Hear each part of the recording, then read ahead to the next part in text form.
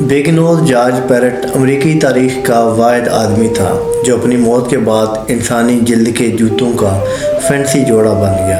اس کا نام بیگنوز اس کی بڑی ناک کی وجہ سے مشہور ہوا۔ بیگنوز جارج ایک پیشہ ور ڈکیت تھا جو وائیو منگ میں گاڑیوں کو لوٹتا تھا اور گھوڑے چراتا تھا۔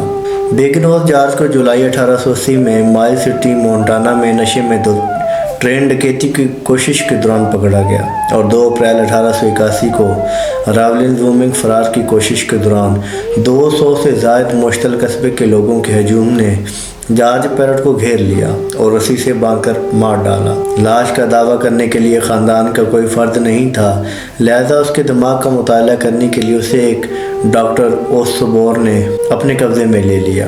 ڈاکٹر اوسبورن کی بیوی ایک سائیکو مریضہ تھی، اس لیے ڈاکٹر نے امید ظاہر کی کہ مجرم کے دماغ کا مطالعہ کر کے وہ اپنی بیوی کا علاج دریافت کر لے گا، اور اس کے بعد ڈاکٹر اوسبورن نے جارج کے سینے اور رانوں سے اس کی جلد کو اتارا، جس نے دوائیوں کا ایک بیگ اور جوتوں کا ایک جوڑا بنوایا۔ یہی نہیں، ڈاکٹر بیگنوز کی کھوپڑی کو بطور ایش ٹرے استعمال کیا اور یہ کھوپڑی 1950 میں بیگنوز کی شناخت کے لیے استعمال کی گئی۔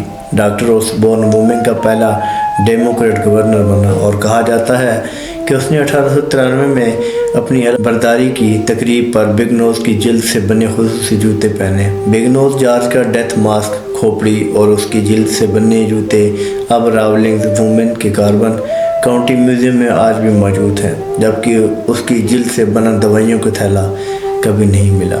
اپنا بہت سا خیال رکھیے گا، دعا میں ضرور یاد رکھیے گا۔ سلام پہنچے۔